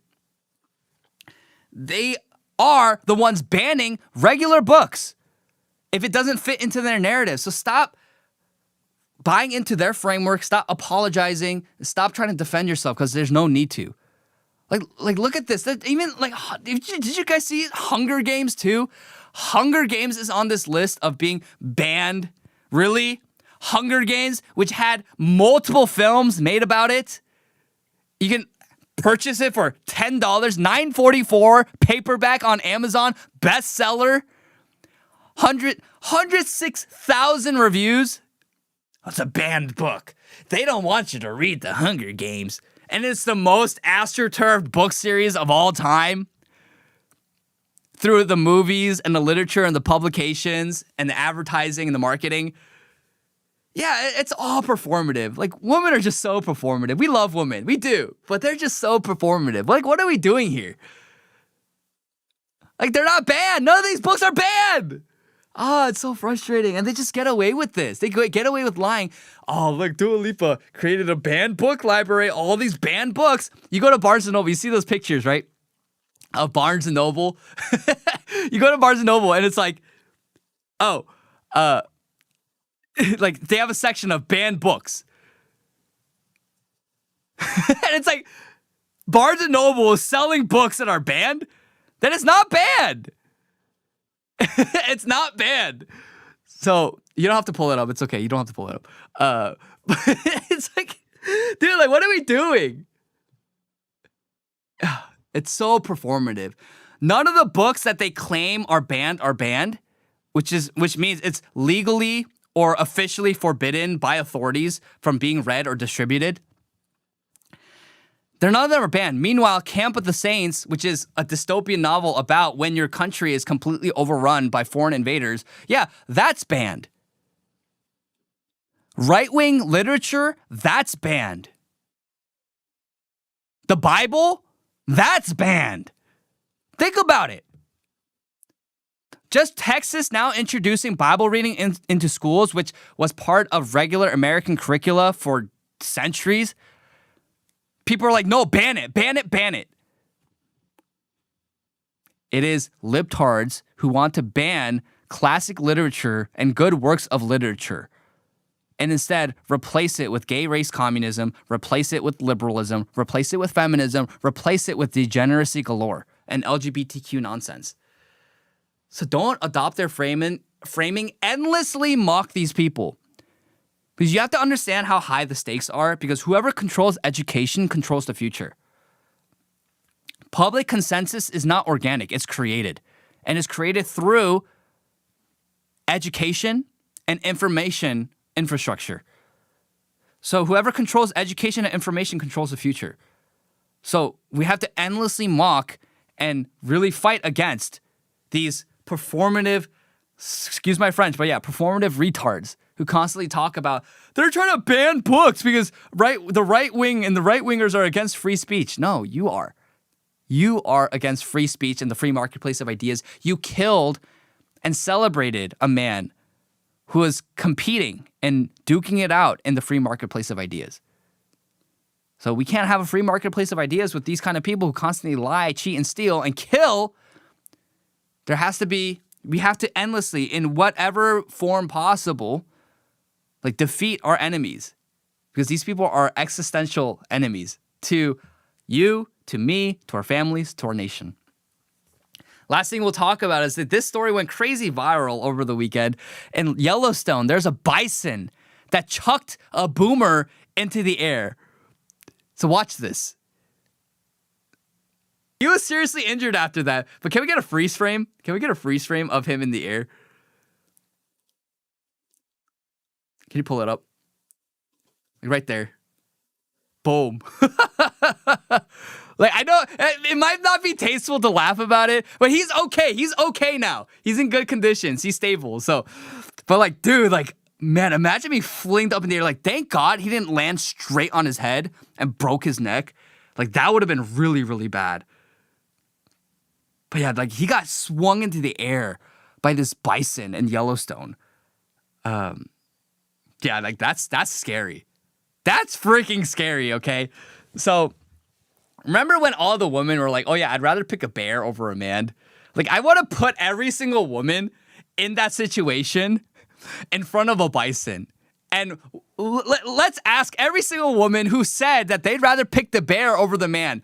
Let's put them all. We should all force them and have it be a part of like curriculum, like teaching curriculum, to have them be in front of a bison like that. And then in that moment say, like, who would you rather have? This bison or a man? And every single woman, when confronted with reality, will say, I'm not sorry, men, please save me. Someone save me.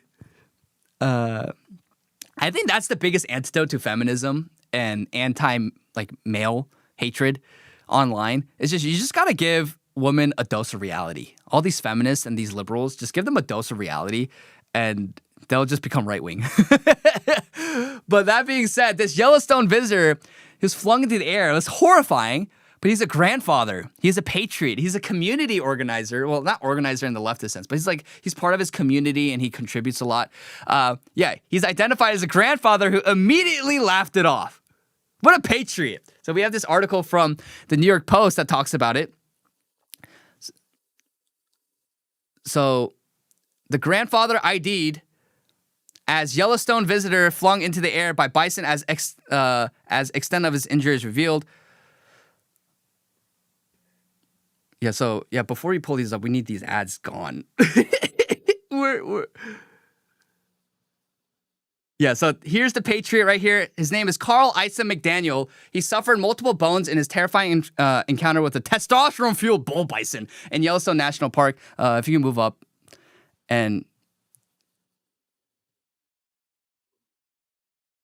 producer E is having technical difficulties with articles. This is a patriot. He's like, this is what an American looks like, right? But this is him. This is Carl. And he was flung into the air. If you can move down. But he made light of the attack. So after he got injured, he made light of the attack even as he waited for a park ambulance to arrive, according to the professional photographer who captured the now widely viral moment. He was in a lot of pain with his leg, and otherwise he was conscious the whole time in good spirits, joking. Photographer Mike McLeod told the New York Times. McDaniel is a retiree in his mid-60s who's visiting the park from Kendall, Washington, where he's known for serving on several boards, including the Water and Parks Commissions, and is the chairman of a local community newsletter.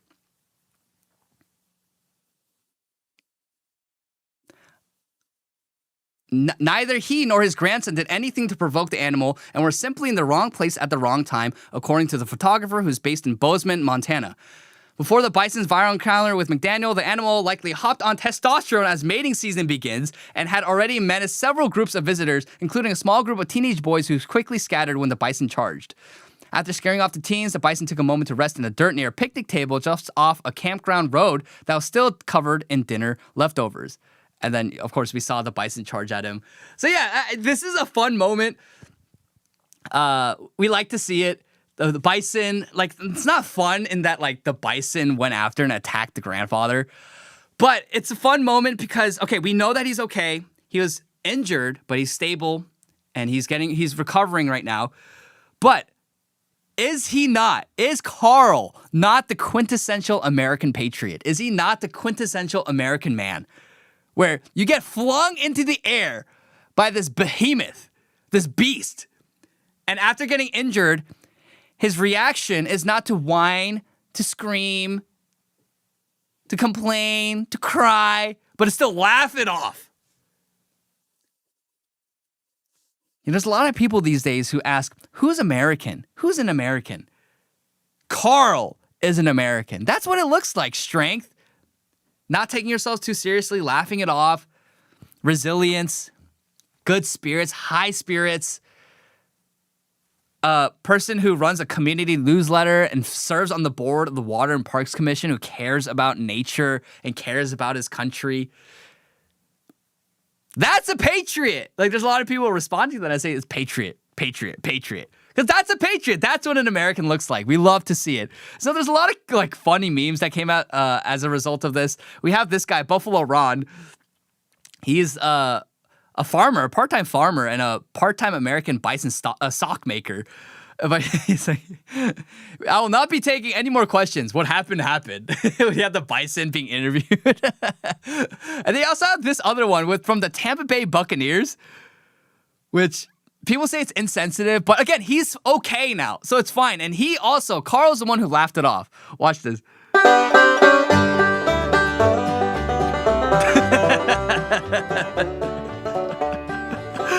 Oh my gosh. Okay, and there's a lot of other funny memes that happen as a result. We love to see it. We love the internet laughing it off, but you have to understand, like, the reason why these stories go viral is, yes, it's shocking and it's quite unsettling to see a bison charge at a grandfather like that. But his response, his reaction to being thrown and thrusted into the air and breaking a few bones, his reaction, although he's writhing in pain, is to laugh it off. And that's how a man acts. Where even when you're in pain, yes, like, be honest with your pain. Not saying to, like, lie about your pain, but it's not to squeal. It's not to act like a little baby. It's not to complain and to whine. Like, that's what an American looks like. That's what a man looks like. And right now, we live in an age where we have influencers cry like Mizkif, or we have like that Korean influencer I was talking about, cry about racism, my racism. Someone said konnichiwa to me. The racism is so mean, such an existential evil. And then you have this patriot, Carl, who's flung into the air and broke a few bones. And as he's writhing in pain, he's like, haha, that was fun. Like, what do you want your model for the man to be? Who do you want your male role model to be? Do you want it to be Carl? Who, even in the midst of pain as a grandfather, who experienced a very, like, traumatizing incident, he laughs it off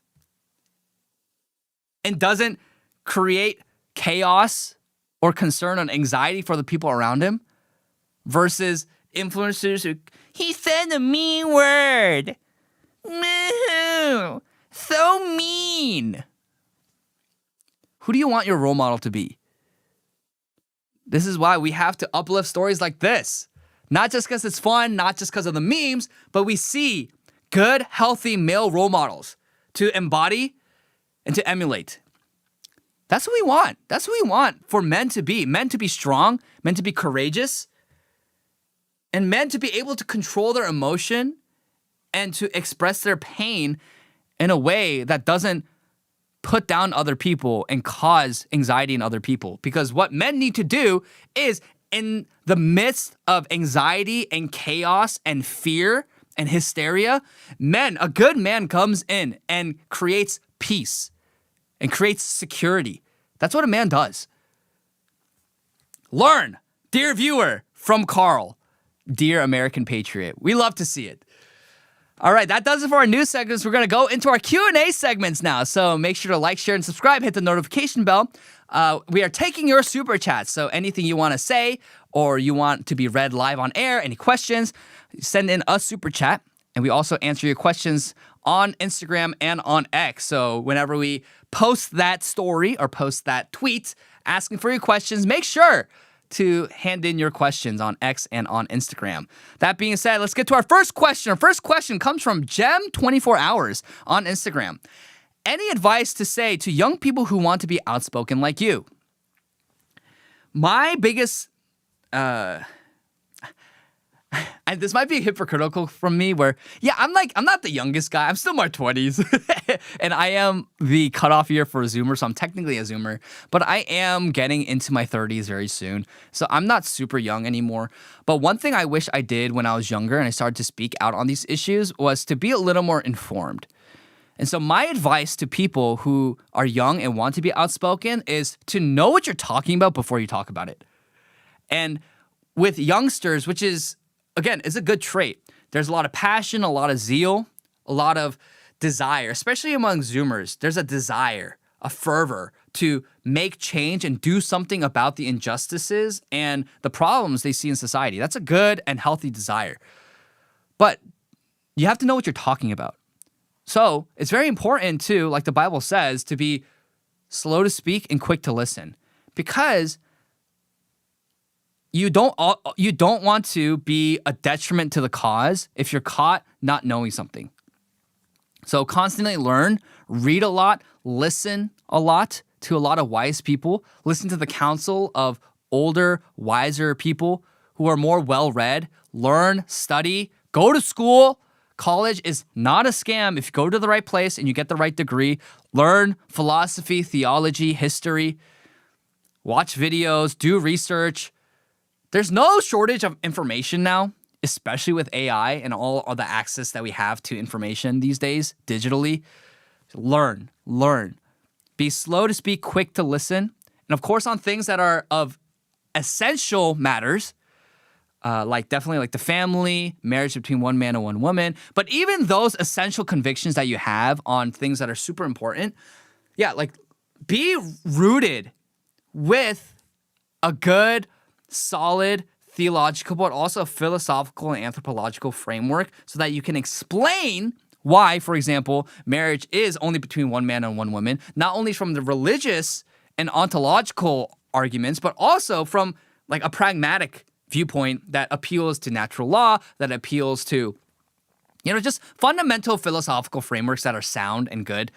And so I think I would say be more well-read, and this is something I'm still learning too. I'm trying to read more, I'm trying to listen more and learn more because that's what we do. And I think that's what Charlie did very, very well.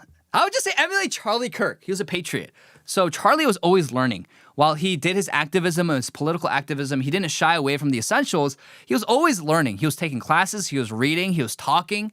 He was always learning. And that's why Charlie was so effective at what he did, is because people also saw that he's the real deal, that his views evolved over time to become more authentically right-wing, where he wasn't compromising on the essentials, but he was also growing in his knowledge and his depth in politics and theology and history. So I would say do more reading and do more listening than you do speaking. And you'd be surprised that your words will carry much more weight. And not only look to the example of Charlie Kirk, but look to the example of Jesus. When did Jesus start his ministry? He started at 30, and he did his ministry for 3.5 years. And those 3.5 years were arguably the most influential, important years ever in human history.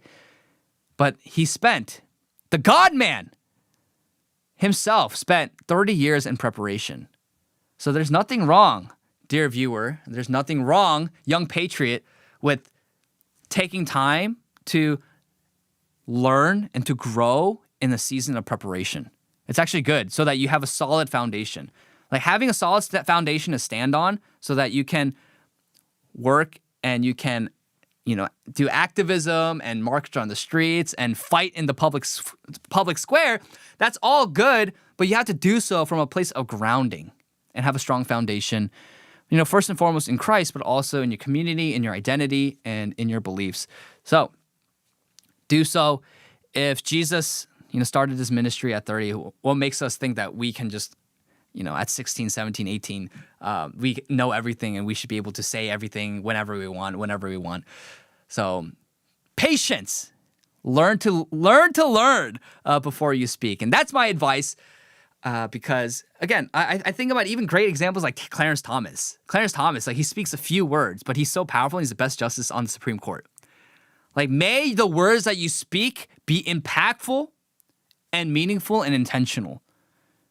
And so just sheer amount of content, a sheer amount of words doesn't always translate to power and influence. Sometimes it's the shortest, sweetest words that you say that has more influence and power in the zeitgeist and in the culture and in your community. So don't hide behind, I'm just learning and I don't know anything to justify cowardice. That's not what I'm saying. But what I am saying is to have the humility to learn and to grow before you speak out. And that's one thing I wish I did more in the early stages of me speaking out. I didn't know anything. I still don't know a lot, and I'll admit that. But I do know a lot more now than I did when I first started. And I'm still growing, I'm still learning, and I'm still listening. So do so. And I believe and I know and I trust that your words and your impact will be a lot more powerful. God will reward your patience and your season of preparation and creating a firm, strong foundation. Thanks for the question. Next question comes from X, Debred Manyo. What is the meaning of life? What is the meaning of life? The Westminster Catechism says that the chief end of man is to glorify God and enjoy him forever. And that's really it. I don't think I have anything else to say. Actually, I do have something else to say. It is to glorify God and enjoy him forever because we are eternal beings, we are spiritual beings, but we are also embodied souls. So our primary vector of establishing our identity is through our relationships. And this is something that people need to understand, especially conservatives who are very individualistic in America need to understand that your identity is not formed in a vacuum. Your identity is formed by your relationships and your bonds, your relations to other people and those around you. That is how you form your relationships. That's how you form your identity. It's based on relationship. Our primary identity is our relationship with God, and whether or not we are in right relationship with God or if that relationship is severed and we're in a state of sin.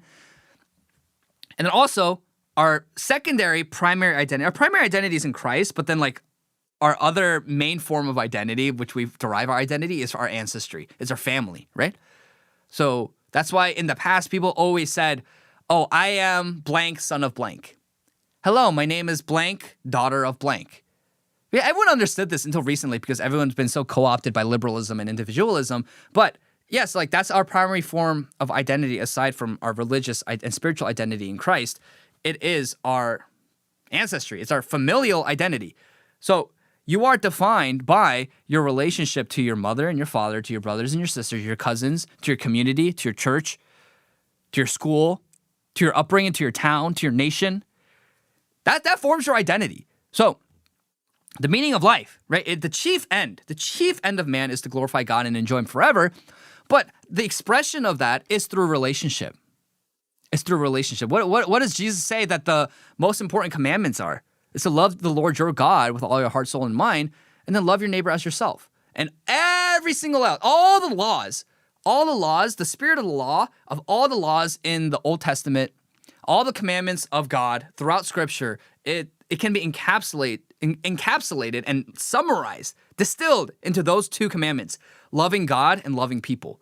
So our identity, the way that we navigate life is primarily through relationships. You have to understand that.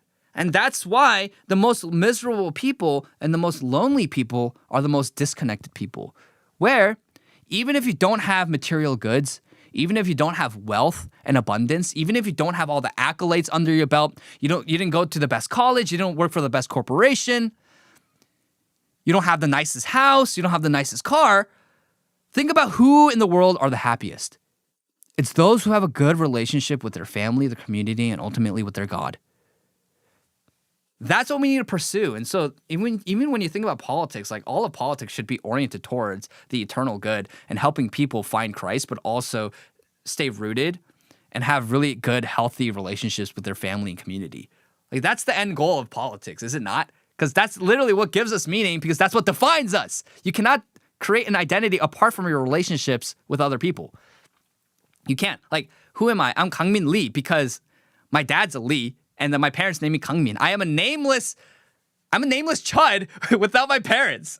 And then where did they get their names and their heritage and their lineage and their ancestry? Well, they got it from their parents and their parents, right? So you have to understand this, dear viewer, that you cannot forsake your relationships in pursuit of worldly and material possessions. That is the pathway towards death and disaster.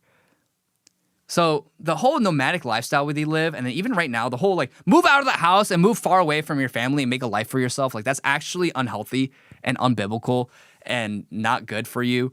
You should be close to your family. And yes, you should be independent. You shouldn't be milking off and leeching off your parents your whole life. You need to contribute to the family and to your nation, to the economy, and make a name for yourself. But yeah, there's nothing wrong with living close to family and being close to family, because like, what other relationship is worth preserving and working towards? Your coworkers come and go, your friends come and go, but your family will always be your family. So invest in your relationships, invest in your bonds, the natural bonds that bind us and give us identity, and ultimately invest and do not relinquish that relationship you have with God. That's the meaning of life. Hope that makes sense and hope that's helpful. All right, do we have any super chats? All right, no super chats today. So thank you all, dear viewers, for watching. Make sure to like, share, and subscribe. Hit the notification bell. Do all those great things. Leave a 5-star review on Apple Podcasts and Spotify, wherever you listen to podcasts and Spotify. And this is the Kongmin Lee Show, where we talk about the news, talk about restoring faith, identity, and civilization from east to west. We will end, of course, with the verse of the day, because, of course, we must end all things. Like we said, we talked about the meaning of life. Meaning of life is rooted in God. So we want to end each show talking about scripture and talking about, just getting ancient wisdom from the timeless word of God. So today's verse of the day comes from Revelation 3:20. Behold, I stand at the door and knock. If anyone hears my voice and opens the door, I will come into him and eat with him and he with me. Amen. I hate when liberals use this and they're like, oh yeah, the Bible says anyone knocks, you should welcome them, because Revelation said that. Jesus said that in Mark. Therefore, we should allow for mass immigration. I'm like, okay, dude, this is not what Jesus meant. He meant salvation, that anyone who knocks at the door, no one who comes to the Father will be denied. And that is the grace of God. That is the abundant grace of God. Thank God for his goodness and his mercy and his abundant grace, that even when we turn away from him, even when we betray him, that he is gracious to accept us, love us, and keep us. Thank you, Jesus, for your gift of salvation. Hope that was helpful. Hope that was informative and insightful for all of you guys, all you patriots listening. This was episode 13 of the Kongmin Lee Show. And yeah, we have a lot to look forward to in terms of content. So do stay tuned for all of that.